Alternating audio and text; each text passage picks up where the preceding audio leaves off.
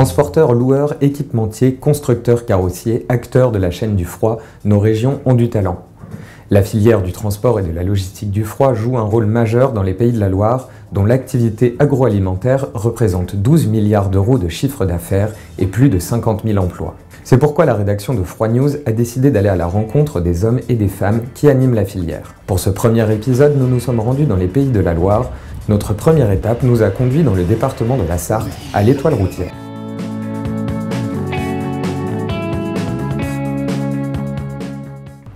Alors, monsieur Tabarot, où sommes-nous exactement? Ici, nous sommes sur le Bailleul, c'est la sortie de l'autoroute La Flèche Sablé. Ici, c'est que du transit, c'est-à-dire qu'on collecte sur la région. Les collectes les plus éloignées, c'est la Bretagne et la Normandie, plus des produits qui vont arriver du Rhône-Alpes, de l'Est, du Nord et puis un petit peu du Bordelais. Et on va redistribuer sur la région. Ici, il passe 4500 5000 palettes jour.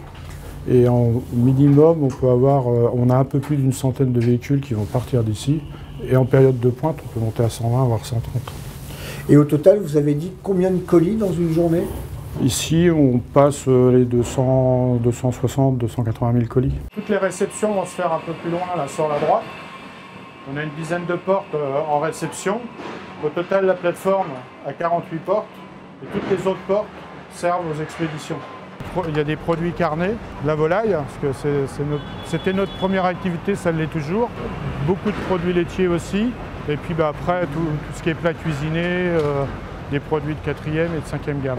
Tout ce qui se transporte en frais, entre 0 et 4 degrés. Alors ici, on est toujours entre 0 et 2, parce qu'on a une grosse activité aussi de transport de steak haché. Constant Rennes a créé l'entreprise en 1949. Et à l'époque, ils ramassaient les volailles, les œufs, le fromage dans les fermes pour les monter sur Paris. Sa première ligne d'ailleurs, c'était la Normandie.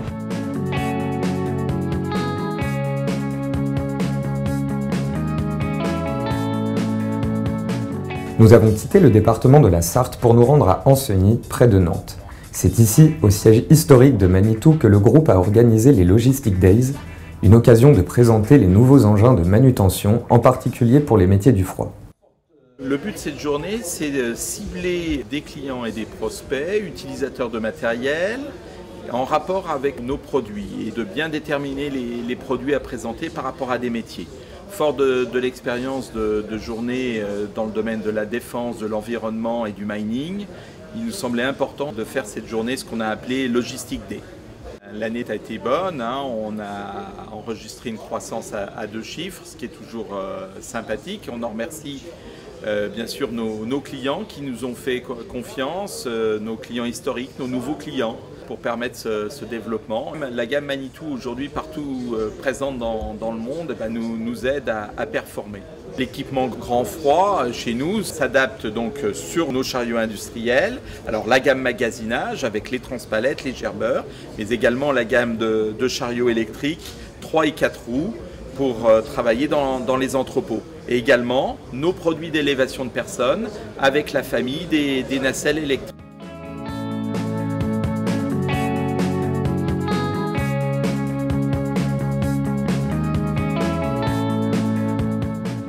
Nous restons dans le département de la Loire-Atlantique, à quelques kilomètres, les transports Leclinch.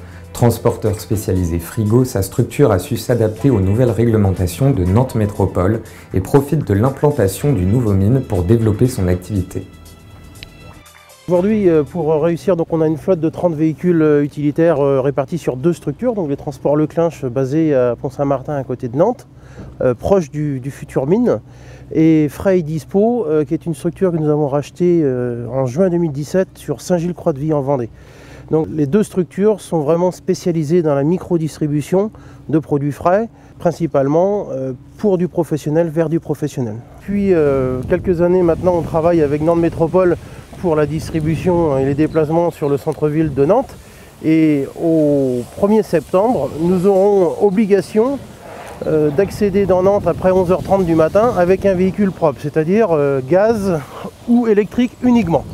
C'est pourquoi nous avons investi dans des véhicules au gaz pour pouvoir apporter à nos clients expéditeurs, que ce soit les industriels ou artisanaux locaux ou les mandataires du mine, de pouvoir leur apporter une solution logistique, car aujourd'hui, nombre d'entre eux ne pourront plus accéder dans le cœur du centre-ville de Nantes. Donc là, on a nos 200 mètres carrés initial, c'est le bâtiment que l'on a construit en 2012. On est dans une même configuration qu'un quai poids lourd, adapté pour nos vulles avec des quais de chargement. En 2015, extension. On a une activité côtière qui est très importante juillet-août. Et décembre, là on est plutôt sur le côté festif, beaucoup de volailles, beaucoup de foie gras, beaucoup de produits de fête. Et là donc c'est pas fini, c'est en cours de réalisation. On a donc derrière une plateforme de 500 mètres carrés supplémentaires qui est en train de voir le jour. Vos destinations. Ce sont toutes les destinations que l'on a. Aujourd'hui on traite à peu près, alors on travaille 6 jours sur 7, c'est l'inconvénient de notre métier. On sert nos clients du lundi au samedi. On traite en règle générale sur une période normale entre 350 et 400 clients par jour. On va monter à 550-600 sur les grosses journées, 14 juillet, 15 août, 1er mai, etc. On traite 25-30 tournées de distribution au quotidien.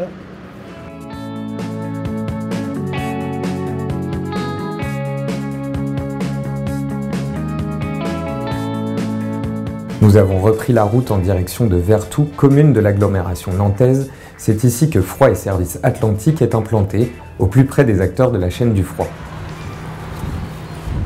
Alors Nadège, on est ici chez Froid et Services Atlantique, mais vous avez changé de nom. Oui, tout à fait. On était, en effet, jusqu'au 1er novembre, on était Sonafroid et on est passé donc Froid et Services Atlantique depuis le 1er novembre 2017. Ce n'est pas un changement de personne, pas un changement d'homme. On garde les mêmes personnes, la même équipe que les clients déjà connaissent très bien. Simplement une homogénéité au sein du groupe Alpena, en fait, pour nous reconnaître plus facilement. On va dire que toutes les concessions porteront maintenant le même nom, Froid et Services, et ensuite ça sera lié à la région. Donc pour nous, en ce qui nous concerne, c'est Atlantique. Eh bien, on va aller visiter donc Froid et Services Atlantique. Oui, ici, stockage de pièces détachées. Alors on retrouve aussi des groupes frigorifiques sur la gamme 3 tonnes 5, puisqu'on fait toujours un stockage courant sur du polymoteur et du groupe batterie, et ensuite également sur les groupes semi. Là on est sur une installation d'un groupe monotempérature, donc on va compter une journée sur l'installation et la mise en service du groupe, et puis la journée qui suit, on va faire tous les tests en fait sur le groupe frigorifique. On va avoir la partie 3 tonnes 5 qui généralement se fait sur cette partie de l'atelier. Que ce soit du dépannage, de l'entretien également, ou du montage complet, cellules et groupes sur des véhicules. Puisque, on a évoqué ça, avec les véhicules illico dispo, en fait on est capable de proposer des véhicules frigorifiques complets avec des solutions de financement. Donc aujourd'hui tous les montages se font dans cette partie de l'atelier.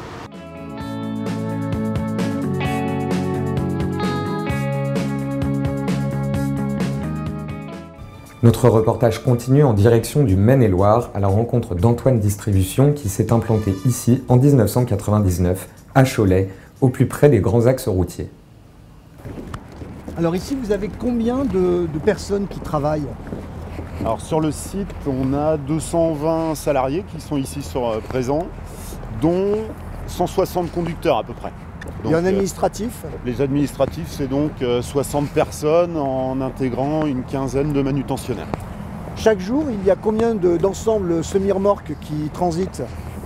On a tous les jours 35 chauffeurs régionaux qui partent en livraison dans la région, en distribution, et une centaine de départs. Alors sur la plateforme, on a 2 bâtiments, une cellule en froid positif, en température plus 2, plus 4 degrés, où on a 12 portes de quai. Et on a une plateforme en température ambiante, où on a 18 portes de quai, 9 d'un côté, 9 de l'autre. On est sur des flux transversaux. Il y a à peu près 500 clients, mais alors ça va du gros client au petit client, toujours les 20-80 comme on dit. Donc on a des très gros clients de l'agroalimentaire dans la région, des Charal, des Sodebo, des Fleurs et Michon, avec 2 activités bien distinctes, une activité plateforme et une activité qui se développe de plus en plus, l'activité de livraison RHF, RHD direct. Là on est sur le quai qui nous permet une activité de groupage et de dégroupage des marchandises, avec des quais transverses qui nous permettent de décharger d'un côté et de recharger de l'autre en composant les différentes tractions, en faisant notre activité, notre métier de groupeur en fait. On va réceptionner d'un côté les marchandises en provenance de plusieurs industriels avec différents véhicules. On va recomposer des travées avec des zones de destination et on va repartir de nos quais ici avec des camions complets.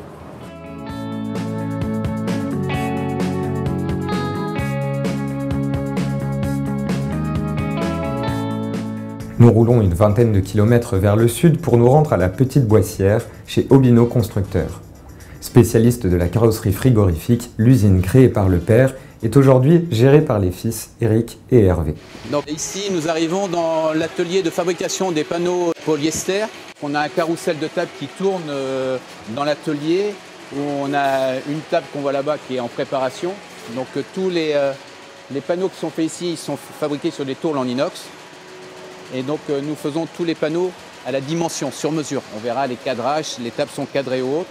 Après, nous rentrons dans un tunnel de pulvérisation où nous pulvérisons le gel coat, enfin un robot, au contact de la table qui va faire reproduire la peau extérieure du panneau. Ici, on fabrique de la gamme de toute gamme chez nous. On fabrique du 3,5 tonnes, du porteur et de la semi-remorque. Porteur jusqu'à 32 tonnes? Jusqu'à 32 tonnes, toute dimension, palettisable ou non palettisable, plus après la semi-remorque. Donc le panneau va rentrer sous presse et il va rester sous presse sur un cycle à peu près de 50 minutes. Donc après, il y a tout un procédé qui est propre à nous pour rendre performant le véhicule et pour éviter les ponts thermiques. La table n'est pas attribuée à une spécificité. On peut faire du 3,5 tonnes, faire plusieurs caisses de 3,5 tonnes en même temps ou faire de la gamme porteur. Donc après, ça c'est le rôle de la planification, d'essayer de remplir au maximum les tables en production.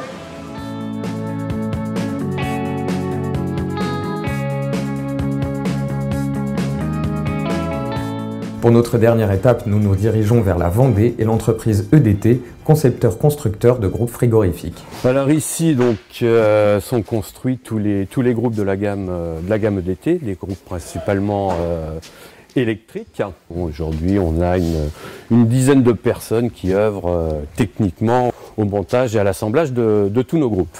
Vous en produisez combien par an? Environ, aujourd'hui, on va être rendu à une commercialisation de 350 groupes. Précisément électrique? 80% électrique et après le reste de la gamme, c'est des groupes poulimoteurs, mais c'est oui, essentiellement électrique. Et aujourd'hui, y a-t-il une tendance sur le marché de l'électrique? La tendance aujourd'hui, elle est poussée par tout ce qui est véhicule électrique, donc qui oblige à mettre des groupes électriques. Donc c'est pour ça que nous on travaille avec tous les différents carrossiers ou même constructeurs de véhicules électriques pour pouvoir adapter nos solutions à leurs véhicules.